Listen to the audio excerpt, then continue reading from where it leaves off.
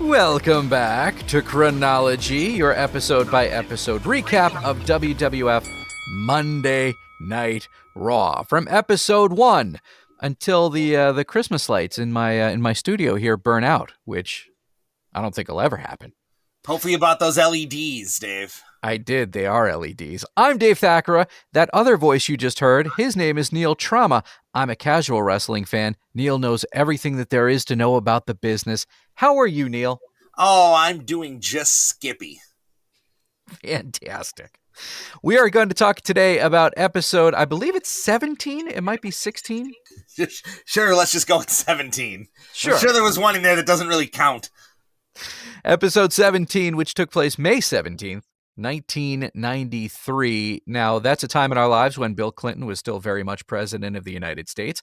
It was a couple of days after, not only, and these names are going to mean a lot to you, Neil, it was a couple of days after Romelu Lukaku was born. He's a Belgian football superstar who currently plays with Inter Milan in Italy, as you well know. And also a couple of days after Miranda Cosgrove was born. She's Carly from iCarly on Nickelodeon. Well, now, I know my way around the Disney Channel, so I'm not sure about these Nickelodeon shows. And I didn't know they had football in Belgium. Is he a linebacker? He's as big as a linebacker. Okay. Let's just put it that way. That's all I need to know. So that's what happened in the real world, but in the WWF world, Neil, who's got the belts and what are we talking about? Well, we are beginning the really hard push here. Less than 1 month to go until the King of the Ring, the new WWF pay-per-view that is going to be debuting for them here in 1993. And headlining that show, as we'll talk about later when we get to Mean Gene Okerlund and the King of the Ring report, is WWF champion Hulk Hogan, who we haven't seen a whole heck of a lot of since he won the title at WrestleMania, having a rematch against the man he beat for the title, the 500-pound Yokozuna. But the real man of the hour here on Raw is Shawn Michaels, the Intercontinental Champion. He's the guy these shows are built around, and he's going to be a major factor in tonight's episode of Raw. We start the episode confirming once again that this is a live episode of Raw, and you can already see Vince McMahon fully erect as we jump on the air. We've got Macho Man, we've got Bobby the Brain Heenan, and not only do we have the usual Macho outfit watch, this time he's in a tastefully decorated red and black Eddie Murphy on Delirious kind of outfit, but we also get bonus footage of Macho Man wearing a green and purple ensemble as they were highlighting his work that he made an appearance at the Special Olympics cheering on a weightlifting champion. So good for Macho doing a little community outreach. I'm proud of him. Wow, not one but two Macho Man outfits. What a day to be alive. We started the episode with Lord Alfred hinting about the fact that someone is here and someone is in disguise. Neil, will that factor into today's episode? Oh, we'll find out. Yes, someone here in disguise. That's some quality reporting by Lord Al, I gotta say. We start very much with action in the ring. Match number 1. We get some jobber who you say looks like a woman, whose name is Tony Veda, against pairing up with Glenn Ruth against Neil. We finally get the smoking guns. Yeah, I'm kind of bummed because it means we don't get the smoking gun vignettes anymore, man. Oh. I must note that the guns here in their introduction shoot off guns. Literal, they shoot guns off in the middle of the ring here inside at the Manhattan Center. No doubt in violation of about 14 New York City ordinances. But nevertheless, Bart and Billy make their in-ring debut. They've got guns, they've got jeans, they've got awesome mullets, they have ridiculous porn stashes. The smoking guns are my new favorite part of Raw. Yeah, this must have been really traumatizing for a lot of younger wrestling fans because they're just watching their stepdad in the ring. It's awkward. Mom's new boyfriend is on screen tagging up with Mom's other new boyfriend. Yeah, he's just missing the 12-pack of Jenny Light. Well, the Guns did win. Surprise, surprise. But their finishing move in this match, to me, made me cringe. It was a pile driver. And Tony Veda, we're not going to talk about him anymore, but Tony looked like dude got dropped on his head and his neck bent. I want you to go back and watch the finish of this episode because it's quite possibly the closest thing to an in-ring paralysis that never actually turned into an in-ring paralysis. Well, now I'm a little bit worried because in your notes, you say it was Glenn Ruth that took the move. Now, if it was Ruth, we know he lives because he goes on to be Headbanger Thrasher. If it was Tony Vieira, I don't know if we ever see him again. So the Smoking Guns may have actually murdered him in the ring. Well, if they did, they swept him out of the ring very quietly, and even though it was live, we never heard anything else about it. Yeah, and I'm not gonna lie, Dave. I actually didn't bump on this, so I may have looked away from the screen at the end. That does not remain their finishing move. Of course, they end up using the Sidewinder, which is definitely safer than whatever the hell they did to this jobber. So hopefully Vince saw this and was like, guys, we're gonna come up with something else from now on. My workman's comp insurance can't handle this. Oh, wait a minute. Never mind. They're not employees. They're not covered under workman's comp insurance. Silly me. No, they're independent contractors who have no legal standing whatsoever. They're just lucky to be in the building and not kicked out. Yeah. After this match, we get to what would turn into part one of the highlight of the entire episode. And overall, we should say we crap on a lot of these early episodes of Raw, but this particular episode of Raw, I liked it. Yeah, I was going to mention this during the recap, but I will note here, spoiler alert to everyone, that way back in the day when we first started this podcast, we had a lot of stinkers in those first couple months of Raw. And I know I kept telling you, Dave, just hang in there. By the spring, it gets better. This in particular is the episode I have in mind. This episode does rank, if you were to, poll a lot of wrestling fans, like longtime dorks like me that know every episode of Raw, this is generally like a top 10, top 15 all-timer as far as episodes of Raw. This is a really good show. And yeah, Shawn Michaels comes to the ring, kind of setting the stage for what would happen on Raw, for the next 30 years. Arrogant Champ comes out for an interview, lays out an open challenge, and lo and behold, we end up booking our main event right there. Dave, tell them what happens. Who comes out to accept the challenge? None other than the man who once got super kicked through a plate glass window in the barber shop, Marty Jannetty. Like the actual Marty Jannetty, Shawn Michaels' former tag team partner in the Rockers. I was floored by this. I had no idea Marty Jannetty was A, even alive, or B, even connected with the company. So this dude who's in disguise, I thought was just going to be like Mr. Perfect or something, because we already saw footage today of Shawn Michaels feuding with Mr. Perfect. I'm like, oh, it's going to be Mr. Perfect in disguise. He's going to come to the ring. He's going to accept it. But no, it was my man. It was Marty Jannetty. It was something that was totally a shock to me. Yeah, I'm glad this was a legit shock to you. And yeah, it was a shock at the time because Marty had been fired or at least sent home for a while to deal with his, quote, personal demons after their pretty disappointing match at the Royal Rumble, which was, just sort of an afterthought in the beginning of Raw because that was happening right around the same time Raw was booting up. But yeah, definitely a shocker here. And as we'll get to later, the shocks don't end here as far as Marty Jannetty accepting the title match. No, Lord Alfred was right. There's someone in disguise. It's Marty Jannetty. They have a wasting time promo. It seemed to take a long time to get there. The promos on Raw would get a lot better. There was a lot of discussion of whether Marty could have a title shot or not because he didn't have his proper boots on or his wrestling gear. So we're talking about outfits. And, well, Shawn Michaels eventually accepts the challenge. It's booked. We will have an IC title match later in the episode.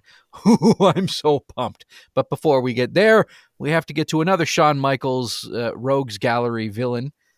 None other than Razor Ramon. Yeah, so Razor Ramon comes out here for a squash match against that. Remember I told you they signed that indie goofball, that Lightning Kid, and they just have him being a jobber every single week. He comes out here, he loses to somebody. So here he is in the ring. This week he's just the Kid, and he's in there to get squashed by Razor Ramon. That is what happened, right, Dave? Absolutely not. This is live. This is uncut. This is uncensored. And while Razor beat him up pretty good, the Kid, who would be christened in this match right here, the 1-2-3 Kid, because he got the 1-2-3 with a very quick roll-up, and Sean Waltman, the Kid, the Lightning Kid, the Suicide Kid, the Kamikaze Kid, the 1-2-3 Kid, is victorious. Yeah, the moonsault off the top hits Razor, ends up, cradling him to get the win. One of the most famous moments from the early days of Raw.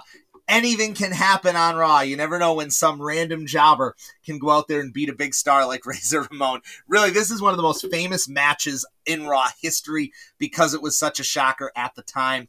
They really never did this, have jobbers just beat a big star, and now they would do it other times in the future. It never had the same effect as this. Just a great storyline overall. The kid beats Razor. Suddenly he is a pushed wrestler now as the 1-2-3 kid.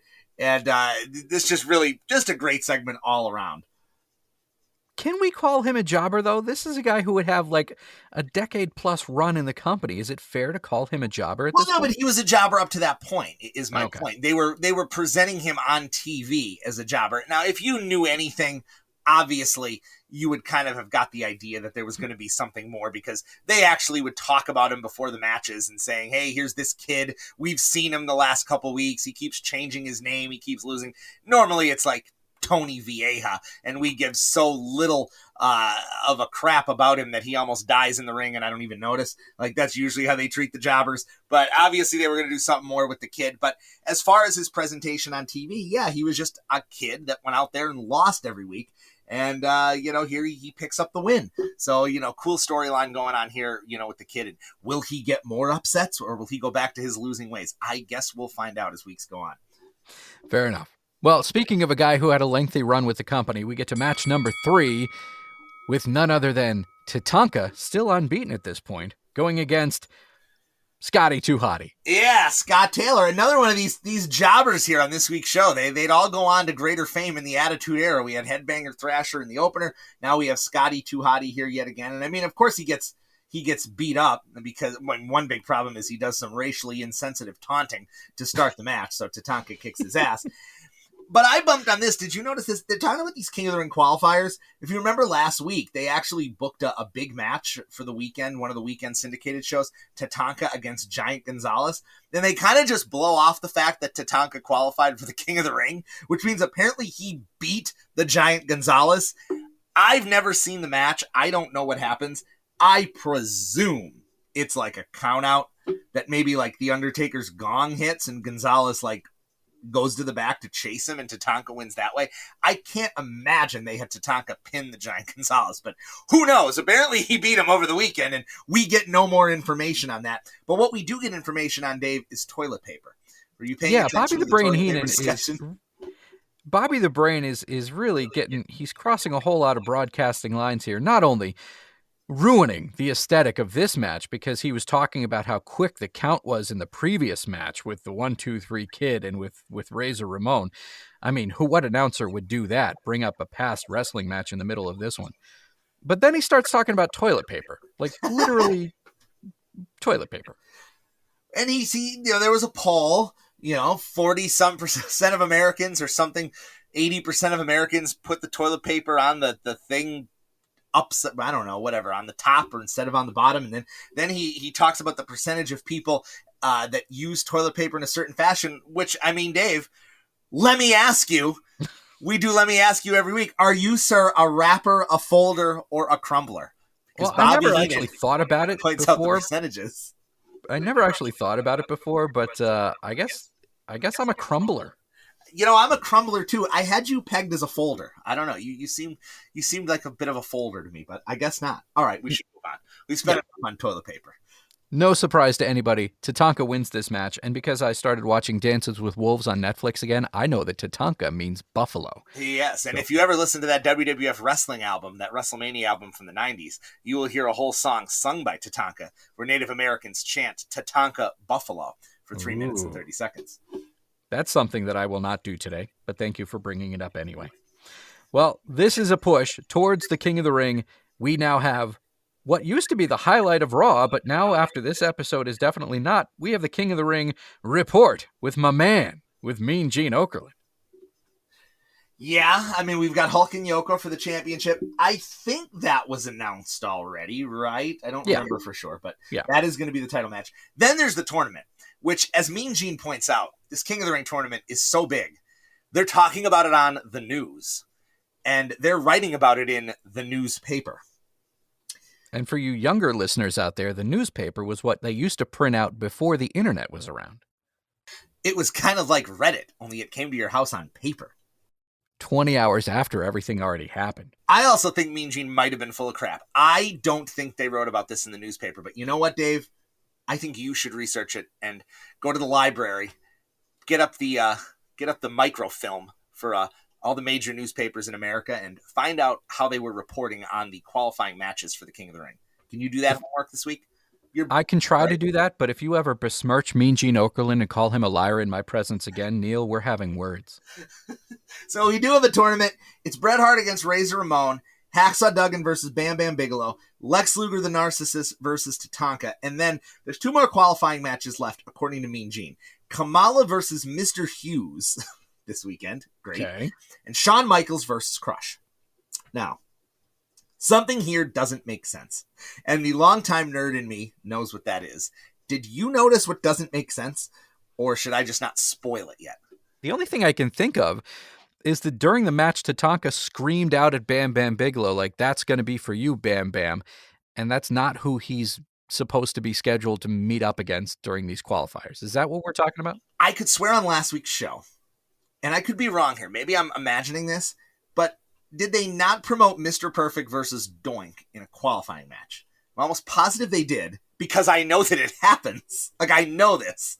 I know that it happens. And then later on in the show, Vince McMahon is going to say something that makes this make even less sense. But okay, according to Mean Gene, there's 2 spots left in the tournament. Kamala versus Mr. Hughes, Shawn Michaels versus Crush.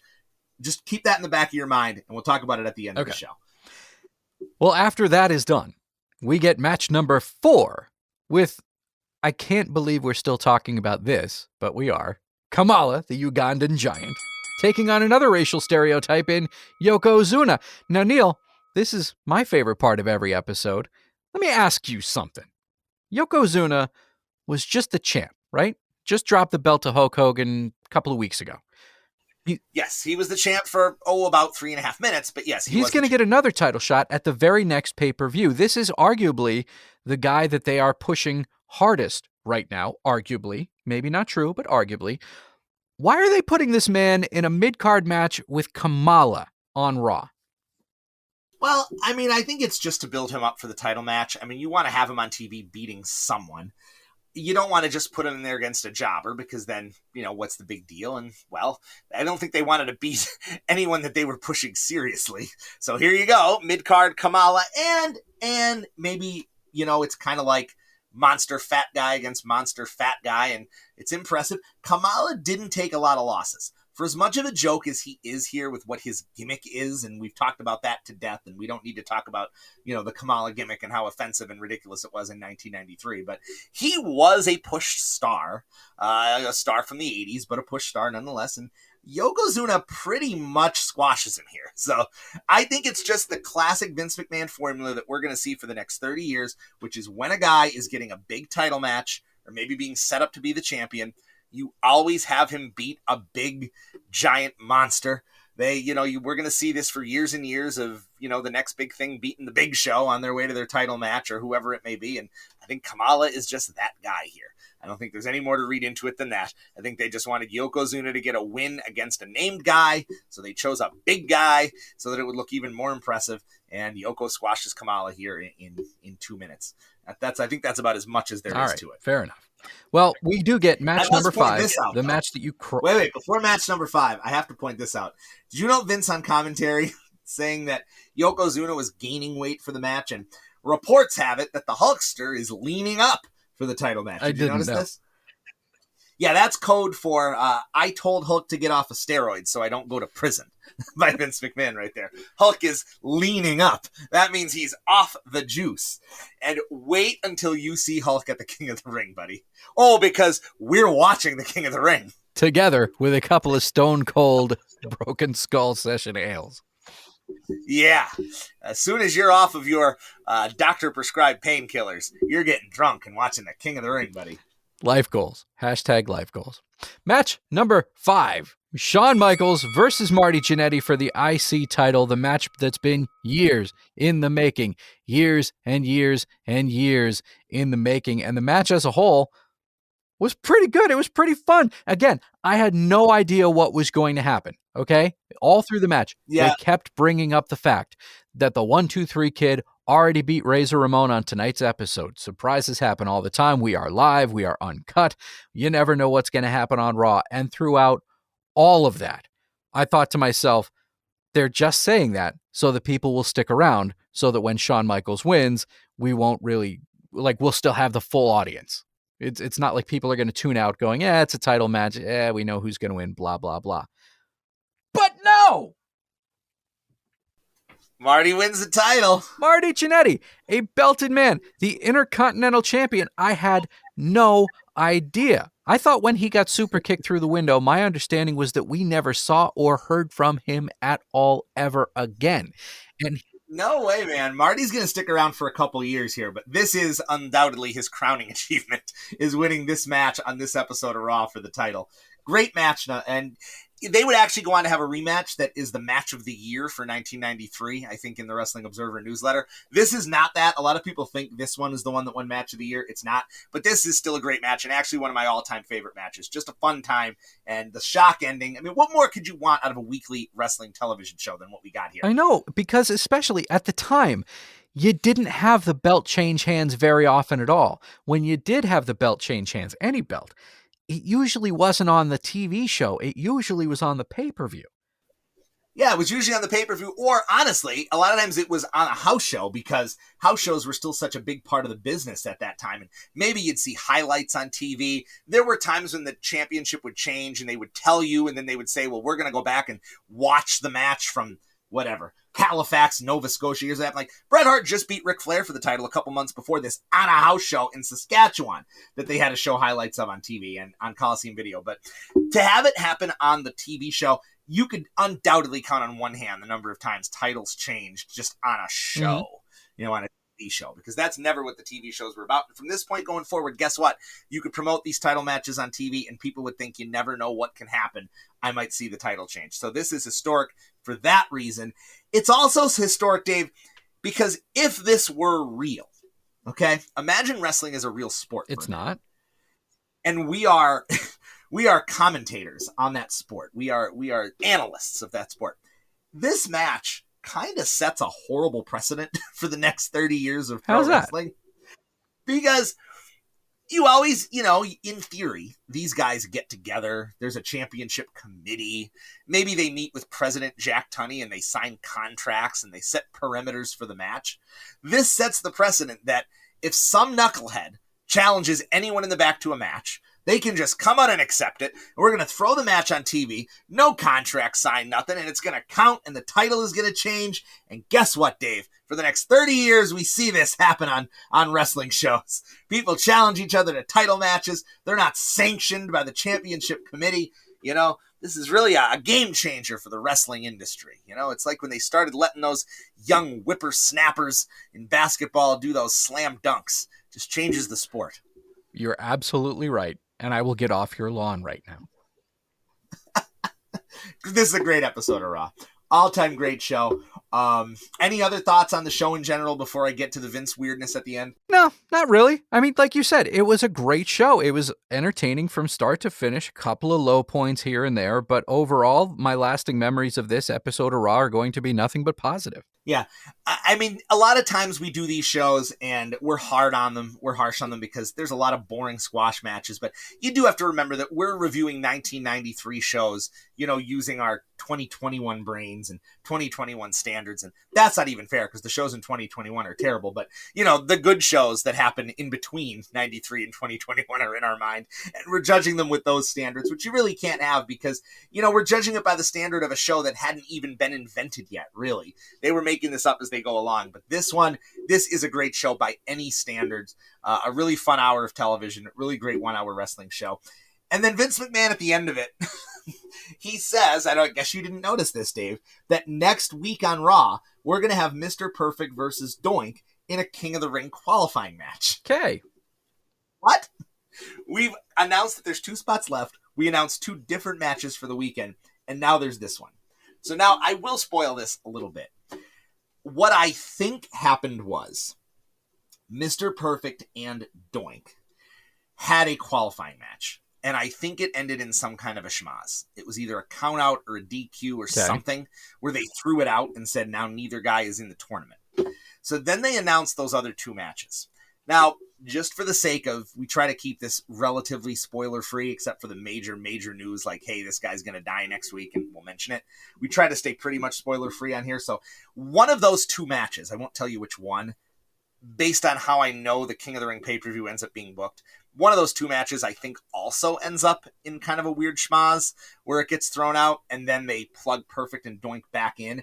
But I'm almost positive Vince let that slip because I think he forgot that those other two qualifying matches hadn't aired yet because they were probably taped weeks earlier in the taping cycle. And they usually do a live taped Raw at the same time. So he knew Perfect and Doink was coming up later that night in real life, even though it wasn't going to air until next week. And you could actually see it in Vince's eyes. If you go back and watch him, when he says Perfect and Doink in a King of the Ring match, you immediately see in his eyes that he knows he screwed up, but it's live TV. So we just move on. And thankfully Vince is the boss, so he can't yell at himself in his headset over screwing up. But, go back and watch that with the knowledge you have. And if any of our listeners, you know what I'm hinting at and where this goes and what match doesn't happen at King of the Ring or what qualifying match doesn't end up being a qualifying match, you'll see it in his eyes. You'll know exactly what happened there. But just pretty funny to note here, 30 years later when I know what happened, that Vince definitely screwed up in that last little tag on the end of the show. Fair enough. Well, all that's left to do is to choose an MVP of the episode. And Neil, I know I'm going to go a little bit off the reservation here, but my MVP is Bobby the Brain Heenan, because without a doubt, this episode was fine and the action in the ring was great. But I thought that Bobby's announcing was the thing that really pushed it over the top. Throughout the entire episode, I thought he was an all-star. I thought he was exactly what everyone needed. And Bobby the Brain Heenan, to me, made this episode like a 9.9 out of 10.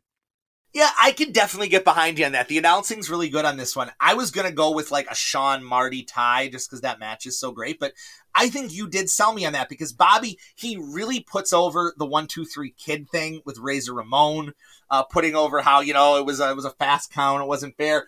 He puts over my thing about how the title match shouldn't be sanctioned and Shawn and Marty shouldn't count. He does put over a lot of the stuff going on here. And I mean, Bobby's great. I'm the biggest Bobby the Brain Heenan fan you're ever going to find. So it doesn't take much arm twisting to convince me that Bobby should be the MVP. So I'll get behind you on that. Bobby the Brain, MVP of this Plus, episode. he talked about toilet paper. Well, and you certainly can't discount that.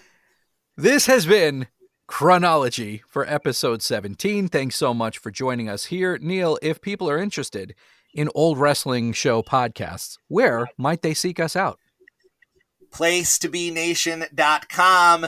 Not just wrestling, but they got podcasts about everything going on there right now at this point. You know, everything from, you know, old school wrestling, new wrestling, Marvel, there's comic books, there's TV reviews, movie reviews, everything you're going to find, anything pop culture that pertains to our generation, you're going to find covered with the Place to Be feeds. And you can get them, you know, all your usual places these subscribe to podcasts, be it Apple or Spotify or, you know, whatever you use, Downcast, whatever you're using to get your podcast, you can find the whole Place to Be Nation and all those feeds.